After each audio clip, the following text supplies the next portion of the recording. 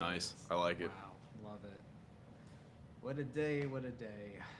What a day, what a day. All right. Well, looks like we're on the air. What's up, Ben? What's up, fella?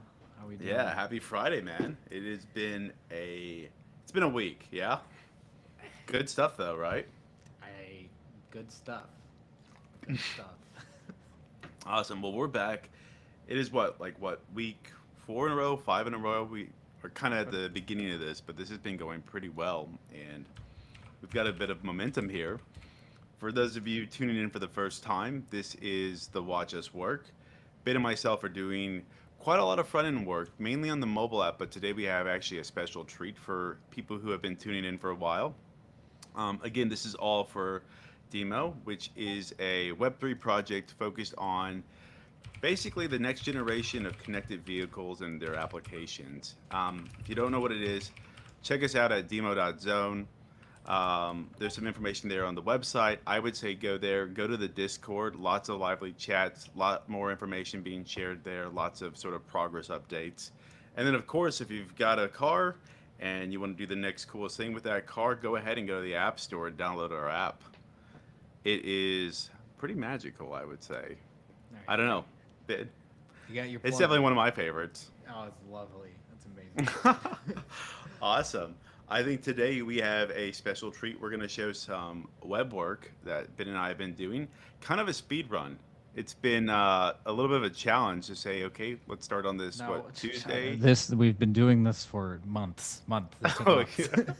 yeah. This is a finely crafted, very well thought out, Okay, it is. It is both of those things, but it was done on a yeah. little bit of an accelerated timeline. But Yeah, it is. Yeah. Anyway, I know we did get a few kind of questions between last week and this week. Nothing sort of major, but stuff that, kind of floated our way. Uh, Kind of general, but I think is a good question overall. First one's for you, Ben. How long does it usually take you to design a new thing? Like, I guess a screen or something like that? I mean, it's like you're obvious. There's not a good answer. You know, Hmm. uh, I think it depends on sort of the level of complexity of whatever the feature is or the screen is, right? It's not a. I don't want to drop a cop out on you, but like there are, there are certain things like we've seen our vehicle screen or our vehicle tab that were pretty involved and pretty in depth, um, and there are some others that are like much more lightweight. So this is what we're going to look at today. Some of this web work that we did today uh, is definitely a testament to, I think, some of the design work that we've done in the past, Hmm. that let us really grab off the shelf components that we'd already made, Yep. um, and just throw something together quickly and really focus instead of on the aesthetics of it, because a lot of that problem had been solved. We get to focus much more on the information architecture and the actual layout of stuff. So Yeah. short answer is it depends. It depends. I think that's fair. Well, the next question is for me, kind of the same thing. How long does it take for me to build something? So it's a really good question and totally depends. We try to have as much captured in the design stuff so that by the time it really gets to a front end engineer like myself, there's no real guesswork. The thing that I've noticed in the past is the more guesswork I have, the longer it's going to take.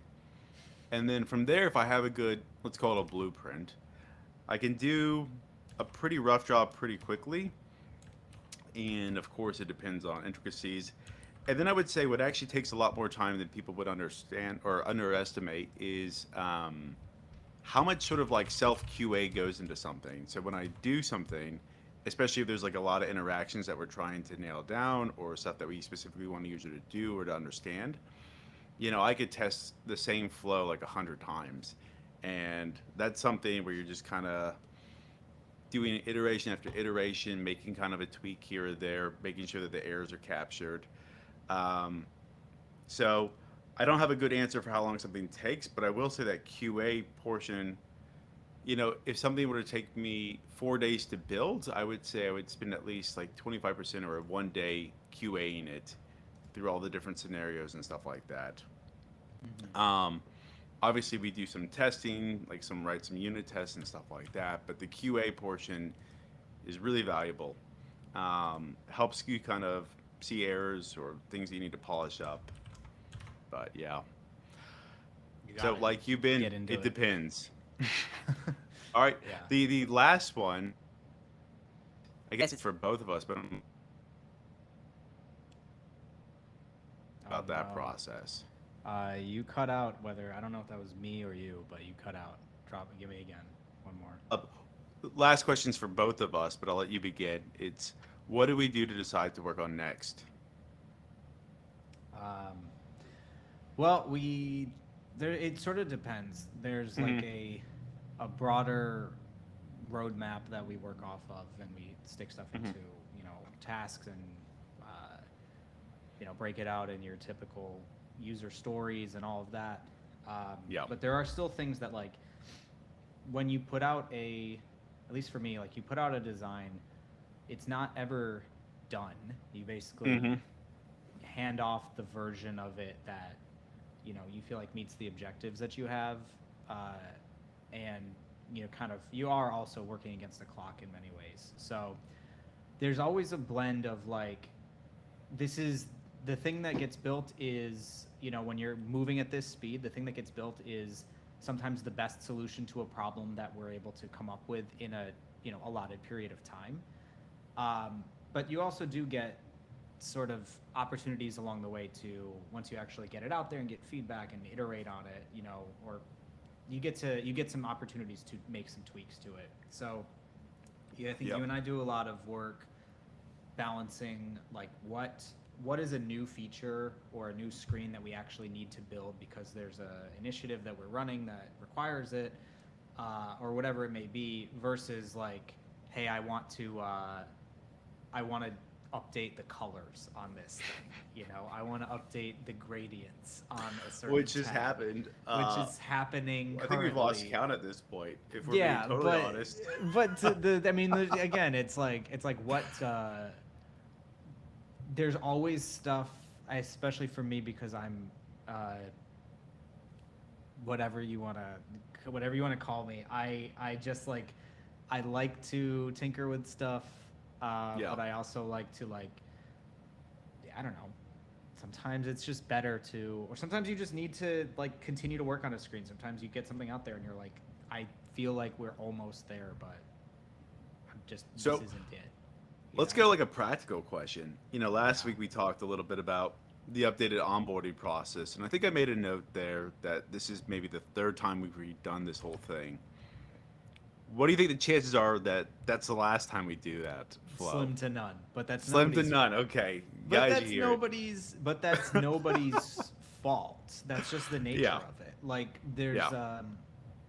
any product is not like as you introduce new requirements for users, right? Like Hmm.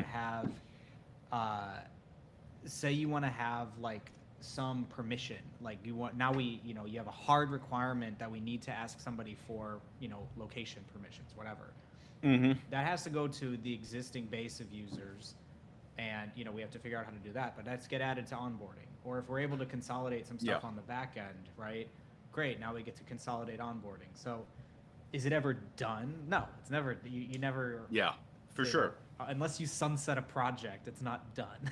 you know I think it's like the old what is that saying that for boat owners? It's like the best 2 day of a boat owner's life are the day you buy it and the day you sell it. I Yeah. think that goes true for people who work on projects. The day you start and the day you finish it are the best 2 days. Yeah, I Every other mean, day is the hustle. yeah, I don't know. You know what I'm saying, though. No, it's fair. Yeah, is what it Well, is. cool. I'm over here chugging some coffee. It has definitely been a day, but this is exciting. We Yeah. did some really cool work this week.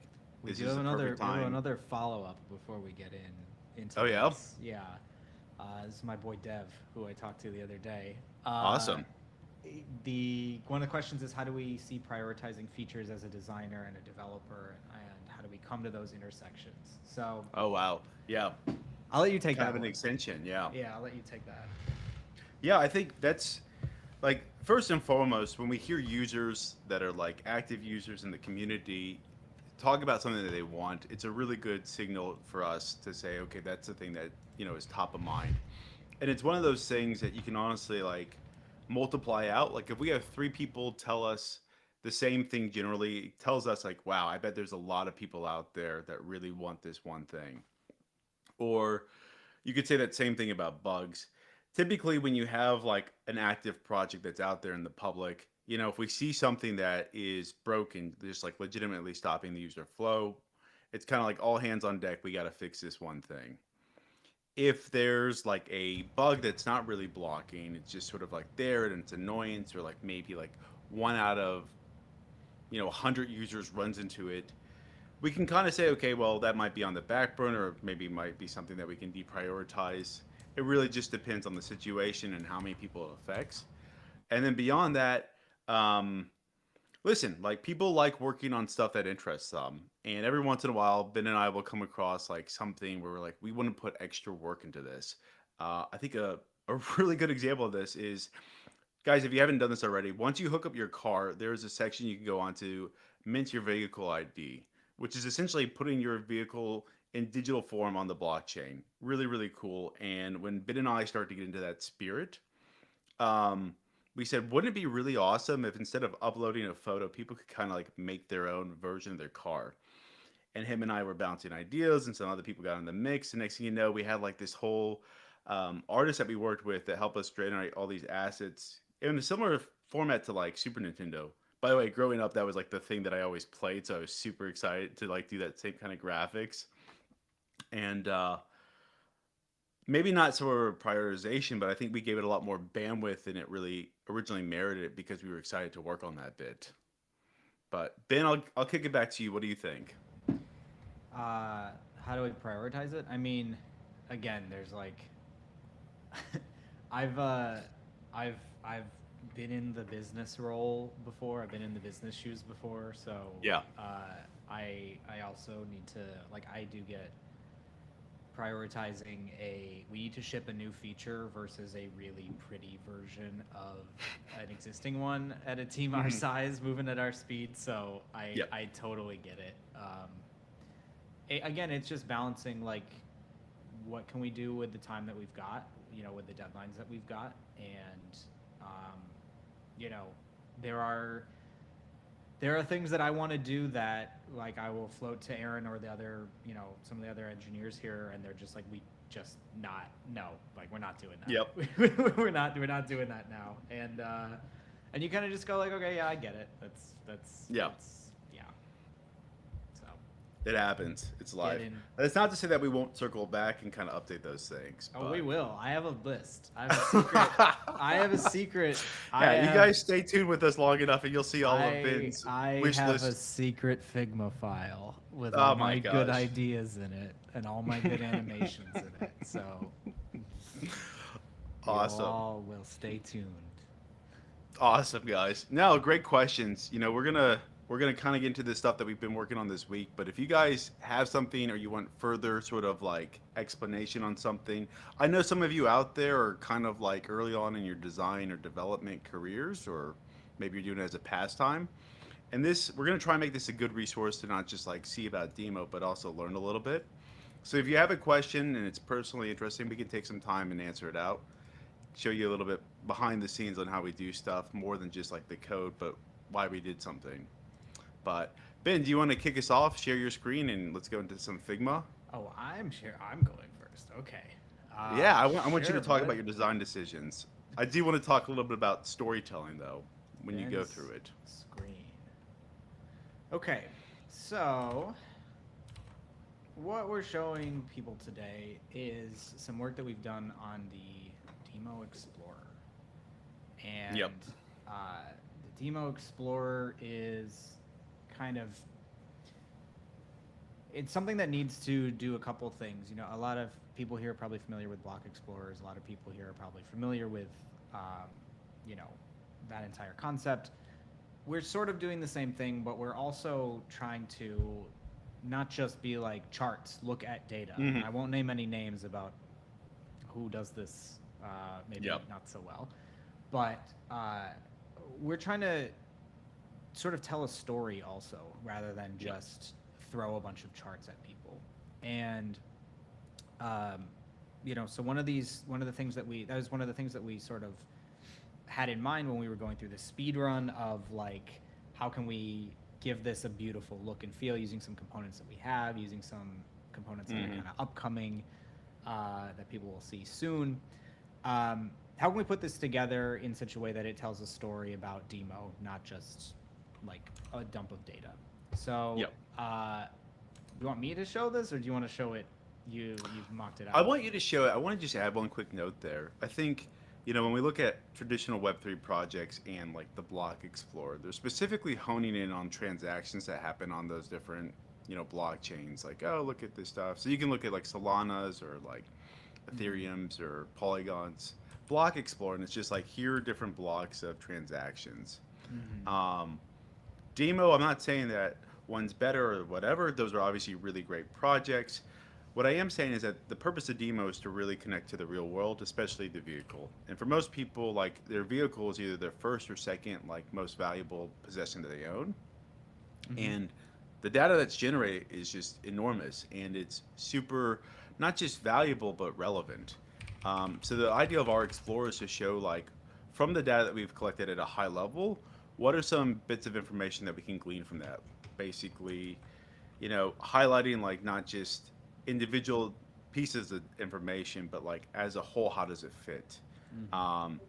We're still very on in the DIMO career. Like, if you think about, the age of the Earth, like, humans on this planet are maybe like a day, and DIMO is a breath. So we're still growing, we're still getting bigger, but already we're seeing these insights that are incredible. And some of the stuff we'll kind of tease right here, is only going to get better. But yeah, Ben, go ahead. All right, 1 second. Cool. Let me pull this up real quick. So to your point, we started off putting together our little Explorer page. Let me hide my tools. So again, this is sort of dummy data. This is, oh my God, enjoy this. Daniel! Jeez. Okay. I'm getting sabotaged here. So we put together That's some. like a curveball. I know, right? Jesus. Daniel, go away. This is our version of the DIMO Explorer, and this is mocked out data right now, obviously. But what we want to do is, when you take a journey through this page, you're not just looking at data, like I've said. You're sort of experiencing a whole story. So we're going to highlight our miles driven, our connected vehicles, and our signups this week. We are going to sort of show a nice little heat map of stuff that's of like where our users are in the globe. Part of the point of this is to not be able to drill down and find like a specific car, because obviously privacy and all that, but to be able to get in here and convey a sense to somebody who's discovering DIMO for the first time. Oh, okay, these people are everywhere. This isn't just like a little. There's not like a pocket of DIMO users in like one little city. This is like we're in a bunch of different countries. We're continuing to grow. So we are doing that. We are doing. We're showing some of our top makes and models here, which will launch into some other cool stuff that I won't spoil for later on. And we're going to show just little bits more of data that we're able to show, about like who our OEMs who have driven the most are, as well as when our rewards points are going to drop next. Which obviously we have some rewards going on, and we want people to know that that's happening, and we want people to engage with that. Yep. That is what we put together this week. Mobile and a desktop version of it, and Aaron's been mocking out the real life version of it. So Yeah, a couple of things before we get into the code there. So I know the answer here, but tell us why you do the side by side of the mobile and the desktop. Like, Yeah. what's the thought process there? Okay, you know everyone knows the answer. Of course, you know Well, the answer. Um, well, I mean, look, these things have to be responsive. Most of our traffic, or a good chunk of traffic on web in general these days, hmm is via mobile web. yep, Um, those experiences need to feel the same, and I mean, it's just you have to get these. You have to nail a consistent experience across both platforms. So yep, in practice, when you're designing it, you a lot of times are, you'll start with one, you'll put one together, and you'll translate it over to the other. It's, at least for me, rare to do both at the same time, truly at the same time. Normally, you're sort of picking what is a feature or a visual cue or an experience that I want to convey. Specifically, this is it, okay, and it's going to translate over. Um, Sometimes you'll do it really in mind, with them both at the same time, but a lot of times, especially for something like this, we're doing kind of one, moving it over to the other, and then you yep, go back and forth as you update it. yep. That's perfect. I think if I was testing you, you do pretty well. Like a B plus. You I'll know, take a like B plus, man. I'm you'll take a B tired. plus. Okay. I am gassed this week, dude. I will take a B. I'll take a B plus. That's Yeah. That's fine, There you man. go. Okay. No, I mean, look, there are times, like, honestly, like when we did this, hmm this was me. We had Dora, one of our other designers, help out on this. You were in here. Allison from our team was in here too. We were all sort of just. There were a lot of people at any given time in this Figma file just to try to get something out. Yep. Um, we did, like, I started with the mobile and put together like a V1 of the mobile, put together, translated that over to web. As we translated it over, we started to realize, okay, there are things that don't work so well on web or work really well on web that maybe are kind of tougher on mobile. And so once you get them both out there, then you start to make these little improvements that kind of bounce back and forth across them. Yep. No, totally, totally. I got a second question for you, and then I guess we'll move on. Okay. Um, this is like a weird project because it depends on who you talk to, but it's not quite mobile or not quite marketing and not quite like an application. Something in the beginning or in the middle there, kind of Right. gray, whatever. Mm-hmm. Um, but there is this notion of above the fold when it comes Mm-hmm. to web pages. And first of all, can you show us like in both like mobile and desktop where we are with above the fold? Oh, my ruler didn't translate over here when I hmm copied this over. Um, You don't have to tell us oh no, it exactly, but did. give us like a No, it line. did. Give us That's the fold. So, okay. and when I say the fold, I mean for those who don't know, when I load this up, of course I don't have of course I don't have it in a phone. That, man, dude, it's been one of these days. So again, the fold. I guess I have something sticking out here. Oh, the reason I have this here is because your browser controls would be here. Yep. But the fold is basically the bottom of this phone.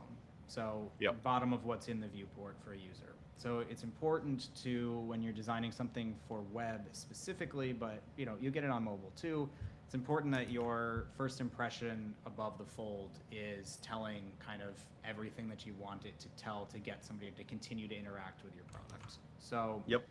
here we are telling you, this is a user-owned mobility network. Great, that's interesting. I have a seek call to action to get the app if I want to get the app.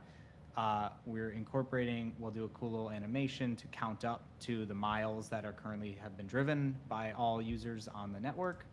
And then we're giving some of these quick hitter stats. So like our total miles driven, our connected vehicles, our signups this week.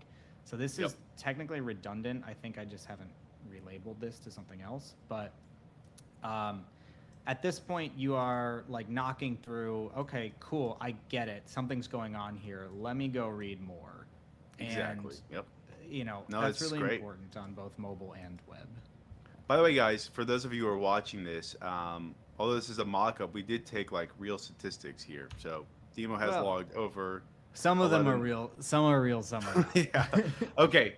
But the Some top of them level are real. one, Some which of I them are think, fudged. Yeah, 11.02 million miles and counting is true. yep, That one can confirm. Has we been can tweeted. confirm that. 10 Yeah, million got which tweeted. is So 10 million got tweeted. We've even increased from there. There we go. yeah, duh. Nobody's Ferris Buellering like backwards. Like that was the one of those ones where I was like, do we do like I like these little lines that I put together here.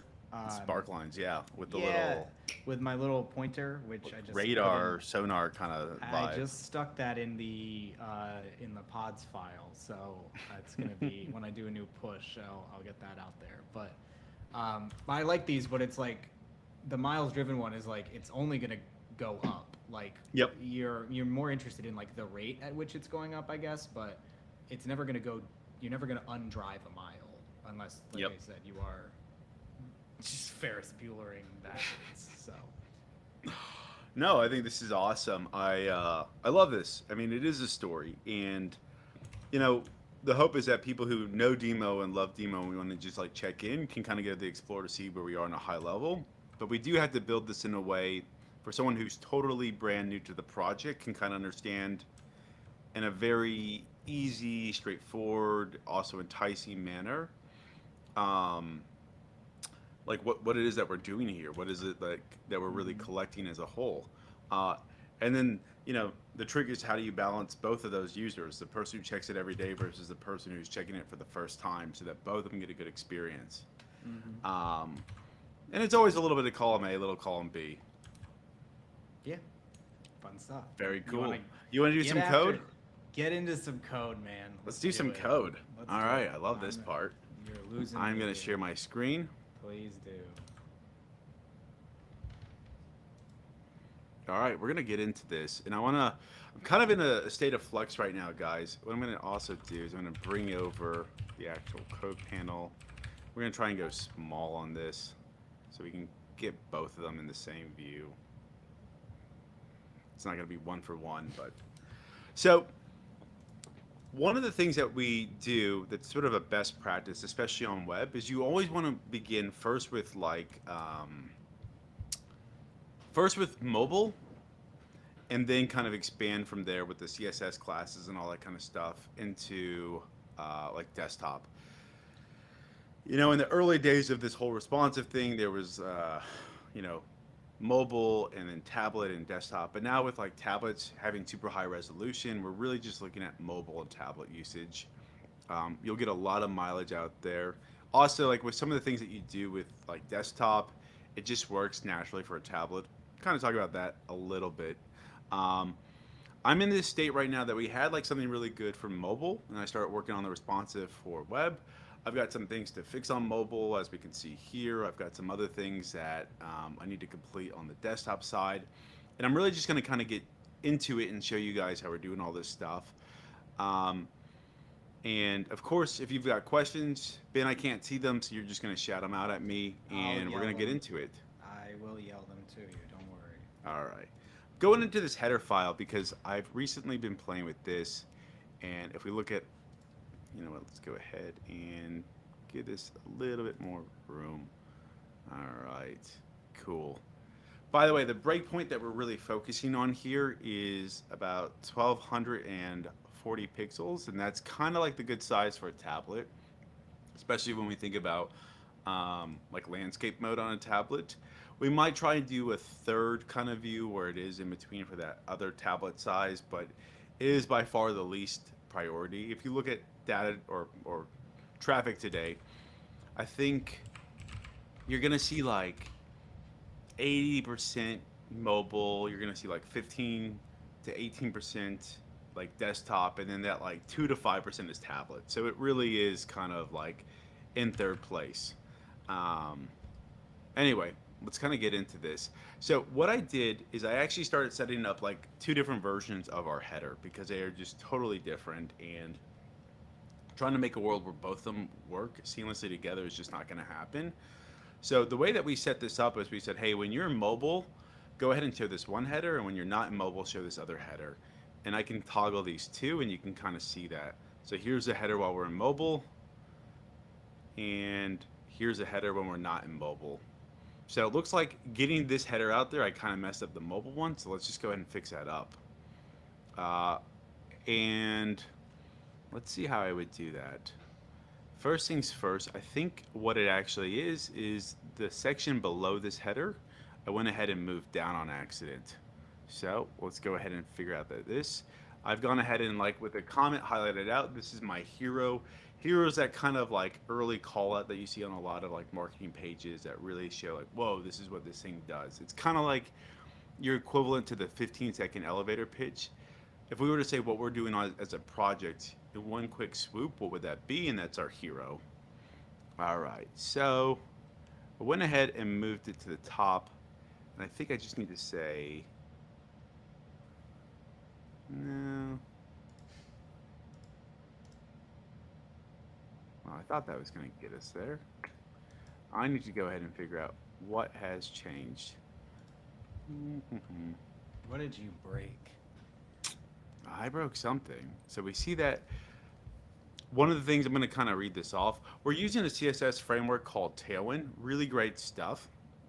One of the things that it lets me do is to say, okay, like as a default, go ahead and round this corner, and we can see that here. But when I go to like an MD or a medium responsiveness, go ahead and remove all roundedness. I'm also saying overflow hidden. Why are you removing my rounded corners?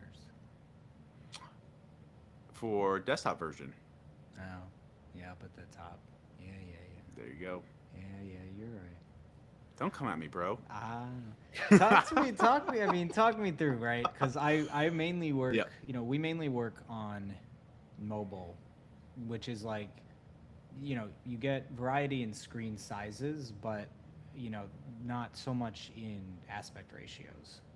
We're locked in portrait. We're not doing any landscape stuff. Like, when the difference between, like, talk through some of the differences between, like, developing for mobile, responsively on mobile web versus like React Native sticking it on an iPhone, React Native is just like a different beast altogether, and it's kind of hard to explain there. Like one of the things that's going on is, they have like an abstract on top of the two OSs that are on mobile, which is iOS and Android.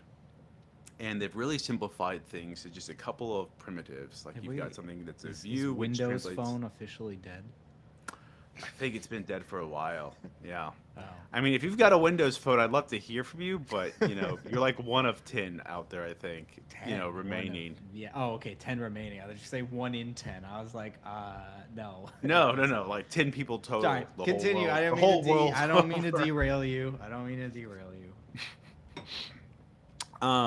Yeah, so Android and iOS, and it's created these primitives which are really easy, and there's just a few abstracts there. You've got like your view, you've got like your text objects, you've got like your images, a few other things that you use a little bit less than that, mainly those 3.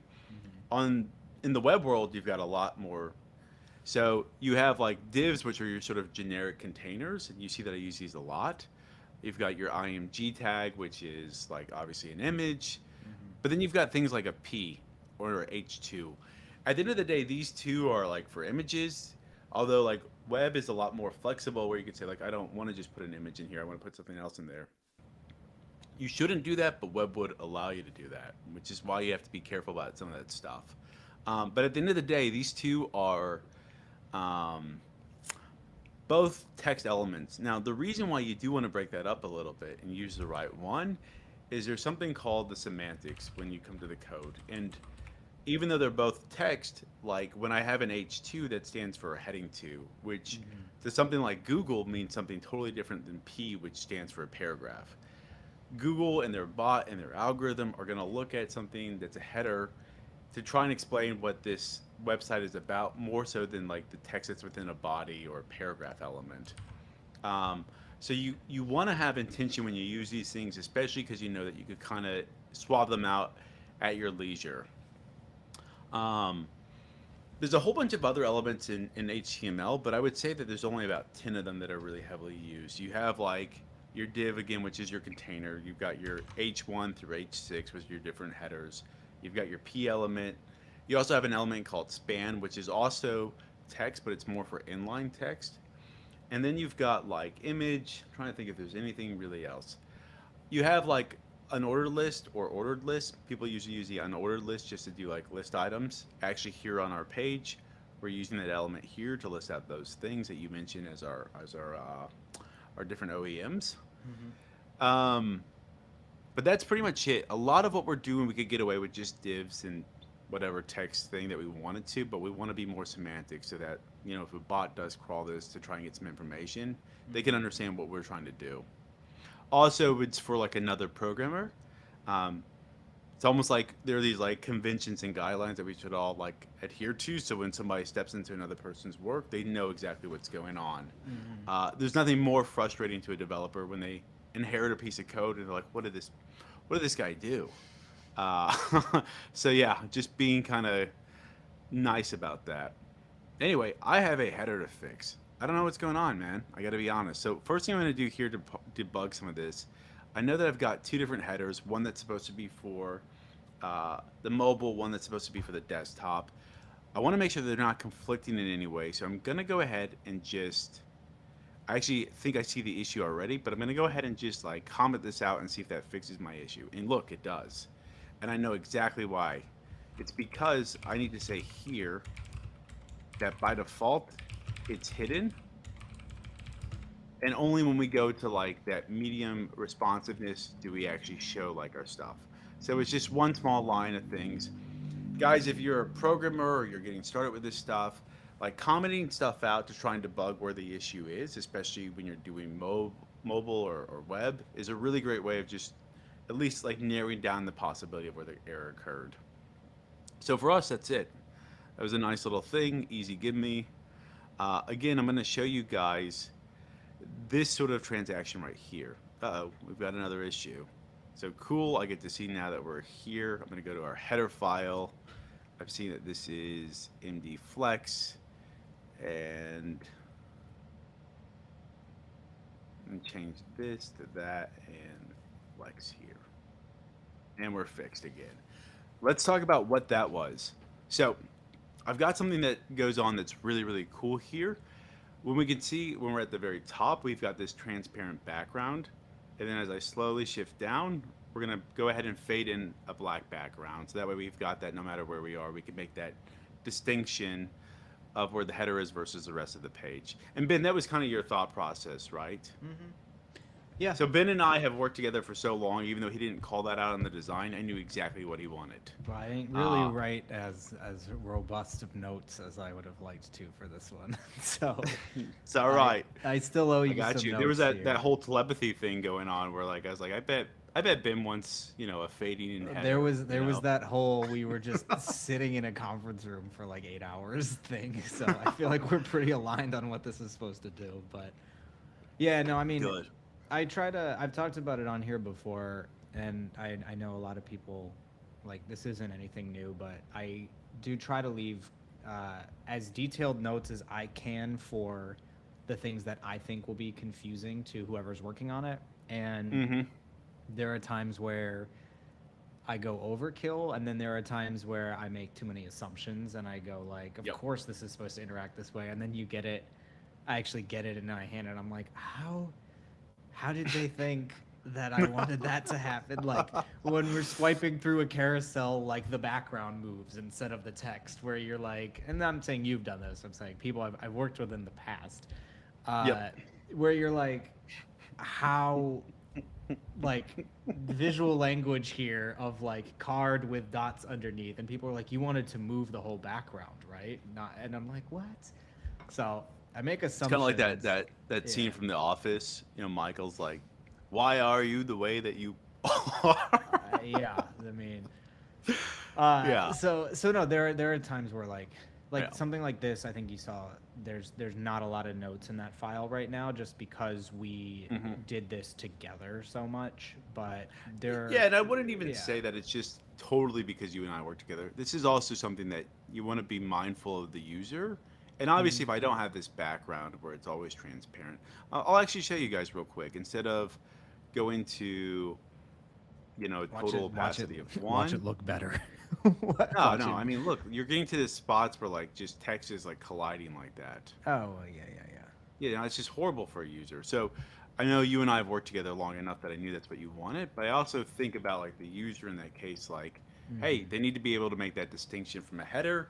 And also, like, it's kind of a convention. You know, when you're working on something brand new and you're really wanting to focus on like a message or some sort of interaction or whatever, uh, it's good to lean on convention.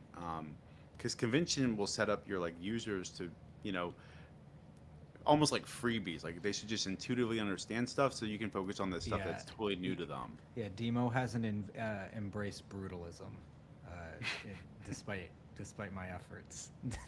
Demo, Demo has not embraced the brutalist aesthetic. So we do need to do stuff like not have our text smash into other text. Yep. We're getting there, and that's part of Yeah. our iterative process where, you know, we'll have 5 more versions of user onboarding for the mobile app and I hope probably not. 10 more versions of this We explore will, we page. will. But I just like I looked at that those damn screens for so long. No, I'm like I don't want to go back to do that again. But I'm Yeah. sure we will at some point. But the thing that I like about this, where we got that one to before you get back into this is like we got it to a point where it's going to be iterative based on like, oh, we have new art in the background, or oh, we Yep. have like something that we can make this like we can consolidate it, or we're like adding a new requirement. It's not a like, oh, we missed, and we have to Yep. go back and correct something. It's more like we're going back and enhancing something. So those are the Yep. best kinds of stuff to work on twice. Yeah, exactly. Yeah, you kind of always start with like a foundation and then just work your way up. So, Mm-hmm. yep, I All totally right, hear you. crush it. Let's go. Do it. So yeah, I'm gonna walk people through this because this is such a really cool example of, you know, like the whole responsive aspect and some of the cooler things that we utilize to really get, you know, from something like this, which is like our design, our blueprint, whatever you want to call it, here and here, into, I don't like the term pixel perfect, but I do want to try and capture the spirit as much as possible. And before we really jump into that, Ben, do you think I did it? Did I nail it? Nailed it. Ship it. Awesome. I love that. Love it. All right. So let's get into this real quick. I'm going to show you first the mobile side of things, which is going to be this part right here. What we're saying with an HS16 is I'm going to give it 16 units of measure for how tall it is. I know that's kind of vague, but we're using this project called Tailwind and it sets up nice spacing. And we have like a very small unit. We're giving 16 of those. Part of the reason why we're using those like abstract units is because having uniform steps is going to add a lot to the aesthetics. It's going to say this is really well thought out because everything feels harmonious. W of full just means that we're using the full width.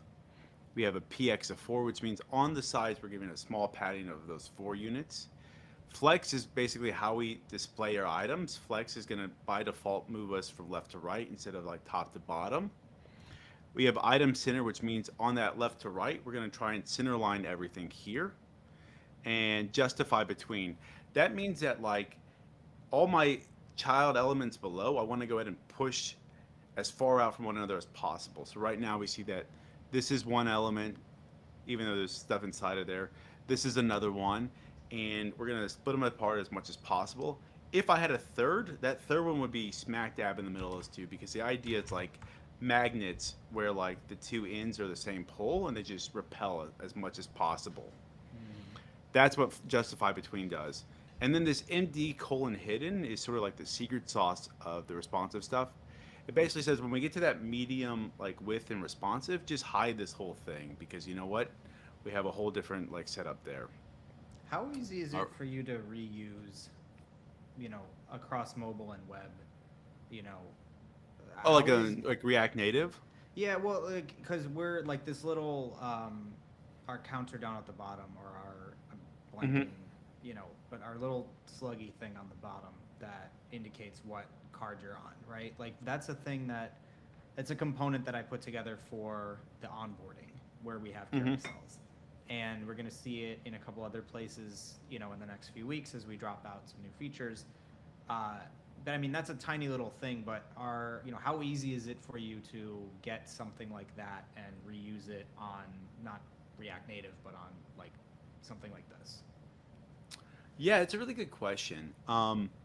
You know, like one for one, you can't take web code and put into React Native and vice Sure. versa. That being said, the spirit of the two are pretty in sync a lot of the times. Um, so the way that we set up that animation, we're like, okay, we have this. I don't have it set up just yet, but the Mm-hmm. idea is like when I switch to say this one's now the one that's in focus, this card right here. There's going to be something that we call a callback in the programming world, which means that like an event happened, we're hooking into that event, and probably the data that I'm going to get is now the active card. Mm-hmm. And in this case, this would be an active card of 0, this would be an active card of 1, and this would be an active card of 2. So let's say I get that callback, and now we're at the active card of 1. Mm-hmm. And I'm going to bubble that up to like this pagination. Well, the animation that's going to happen is going to say like basically when I'm inactive, go ahead and do a shrinking animation to go ahead and get me to this size. And when I'm active, do the inverse and get me this nice color Mm-hmm. interpolation and get me to this right width. The height is actually going to stay the same in both cases, so it's just that width and that color. Totally different like programming implementations, but that spirit or that same sort Mm-hmm. of like logic that's going to go to do that are really close in those two environments. And I would venture to say that like if we were doing something completely different, like writing directly in iOS, or we were basically doing like Flutter, which is a kind of a competitor to React Native, Mm-hmm. or even some other like visual thing, like there's Qt is a visual builder for like desktop applications. Mm-hmm. Um, the spirit's gonna be roughly the same. So, and that's kind of because it makes sense to do that way, and it's also because like a lot of programmers built these libraries based off of other like conventions they saw in other libraries, and Mm-hmm. there's like this world in which like everyone's kind of borrowing from everybody else to get to like a standard way of doing things. I just drag the component over to a new artboard. Yeah, yeah. Think But like you know, you're just like, nope, this is mine now. Like, I just go progress bar. yeah, you're just like, yeah, It's that's mine. the same.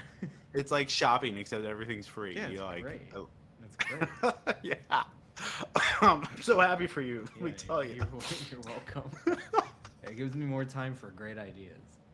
It's true. That's part of your secret Figma file. I Dude, get it. one of these days, I'm gonna pull up the secret Figma file on one of these and like start. Oh my I'm gonna gosh. start like referencing. You'll see like me sweating. It's just like, No, ah, I'm just gonna start the like referencing anticipation. things from it and see like, all right, who's really watching these? Like, who watched to minute like 49 and saw me Oh, yeah. pull up my goofy file where I gotta say, this So many episode has gone by gradients. super fast. I don't know if you've gotten that feeling, but you just said minute 49. It's like, whoa. We've Oh, been I here was a just saying while, that, and then I it's- realized, oh, okay, yeah, that's where we are. Well, all right. I guess time flies when you're having fun, right? Something like that. I need some coffee, is what I need. All right, I'm gonna go ahead and explain like the difference. So we saw like this mobile version of how we kind of set up our header here. Let's go ahead and look at the inverse for our desktop. And one of the things that we'll notice here is we're not just using a div, we're doing this motion div. I'm going to talk about that last, so I guess I'll bookmark it here. But just as a precursor, this is what we do for our animation, for that nice smooth transition. Now, the big things to take away here are how we set up the class. Again, we're doing a W full, which means give me the full width. We're doing an H16, which is that same height. It's a really good height to kind of lean into for both mobile and web, or desktop, I should say. You might go a little smaller, a little bit bigger, but that's a really good starting point. This is something that's unique, this max WXL. And what that says is like, hey, once I hit like a certain size beyond that like 1240 pixels, go ahead and just say like, this is now the biggest you can go. And we typically see that followed up by this MX auto, which is just saying like on the sides, we have a margin that's going to be auto, but it's going to be equally distributed between the two. Now I know that's a little bit weird, but what that means in practicality is like when I get to a small size, stop shrinking. When I get to a big size, basically stop there, and the margin we see on both sides are going to be equal. And I can expand this all the way out, and you're going to get that nice responsiveness that way. Now, there's some more fine tuning we can do, but you'll see that same convention happen a lot. Um, Definitely not something that originated with me, but just a really good way of getting that same Oh, structure. you didn't originate when you invented the concept of a breakpoint. Oh yeah, How do you you know, it was when you invented that concept? How do you yeah, decide? How did you decide in your white paper when you should break into our mobile view? okay. I know you're joking here. I didn't invent anything, but I do remember like as a kid, I tried to get into like programming, specifically like the web, and I made like a GeoCities site, or if people know what that even is these days. I did it. You're a cool kid. You're cool. I'm I know you know. yeah. Uh, but I remember like back in the day, they let you like actually do some like editing on the HTML yourself, and you used to just throw in like your styles right there into the HTML. Like Mhm. the idea of like CSS had just came out, and I thought it was so stupid. Like why would I want this like what is it called cascading style sheet? Like why would I Mhm. want that to be a separate thing? And now we're at like CSS 3. Who knows? One day we might be at 4. There's also like this weird thing where people are talking about JavaScript and CSS or CSS and JavaScript. Can't keep up. But basically, like it's a really good idea to basically to separate your styles from your stuff, and then Mhm. that allowed like the way to do responsive design. I don't think that would be possible if we just said like, yeah, we're gonna keep it all in one file. It would be just this Mhm. garbage, you know. Mhm. So no, I didn't invent breakpoints, but I was there at its inception. I feel Oh yeah, like. yeah. No, that makes sense. Sorry, carry on. I don't mean to interject. No, you're good. Okay, so we have our height of 16. This sticky is just gonna say like we're gonna keep this thing at the top, like we see there. We have this T of 0, which means that it's sticky, and we're gonna anchor it to the top of 0, like the very very top. Z of 50 is just our Z index. We want to make sure that like Z index is exactly like it sounds. You're giving like a the Z axis, like the things that come in front of the user, and we're moving this to the very top with that 50. Uh, if you haven't heard of Z-index before, I know that's confusing. For those of you who know what I mean by that, I think that's going to make sense. And again, our responsive secret sauce is by default, this thing is hidden until we get to that medium responsive thing, and then go ahead and go block, which is like the default way that we display elements. And then this style right here, we're using classes for everything else to do our style, but we're doing an actual injection of style directly. And the reason is for that nice like fade in background. This right here is called a hook. And what it says is like on this component, we're going to listen to something, or we're going to do some sort of background utilization. And specifically here, we're looking at our scroll progress from the top to the bottom. And this is going to give me a nice number between 0 and 1, depending on where we are in our scroll journey. So here we're at like 1 because we're at the very bottom, and here we're at 0 because we're at the very top.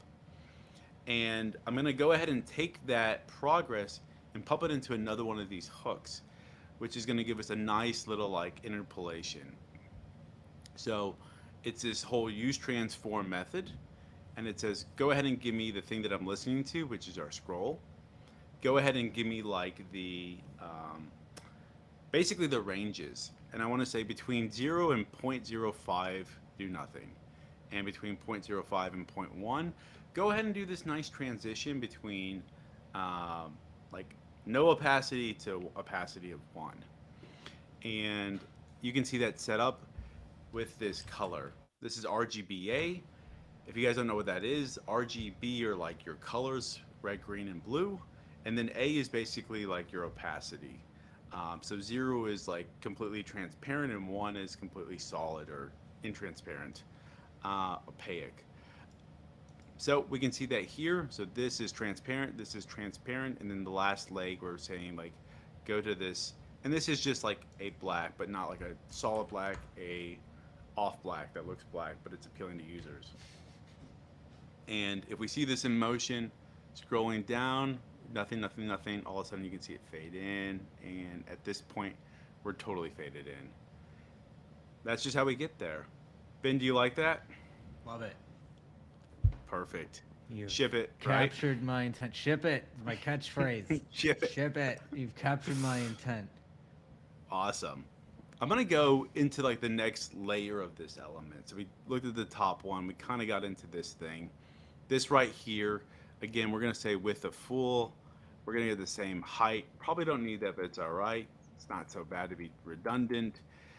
This max W 6XL is gonna set up like our parameters, and we talked about this. I'm actually gonna show you with a quick visual how that would look, and I can do that by just giving us a crazy background color. I'm gonna say blue 500, and that's it. That's our parameter. So we can see when we get to like this screen size, it's like 100%, and when we get bigger than that, it's gonna stay there. And again, this MX Auto is gonna be the thing that keeps us centered, because it's gonna say, give me margin on both sides that's totally equal to each other. Let's get rid of that. Again, we have this flex, which is going to give us that left to right instead of up and down. And we're going to just set up everything from left to right. The first thing that we're doing is we're pulling in an SVG image to be our logo. Then we're going to go ahead and do, basically these are going to represent buttons. They're just spans right now because we don't have them hooked up to anything. But it's really cool to go ahead and say, center all these items and then give them a spacing of 6. The space x6 is a really, really cool way of just saying, like, go ahead and set this up nicely. If I wanted to give it more spacing, I could say, go ahead and give it to me at 8, and we can see that move along. If I wanted to do less, I could do 4, which is really tight. And 6 is kind of, again, it's not pixel perfect based off of Ben's design. It's kind of going off the spirit of his design. And from what I saw, what he did and what I've done here, I feel like the two kind of are on point with one another. Yeah, the thing I owe you is a DIMO Explorer, like a dedicated SVG, like an actual logo for that. Because that first, Yep.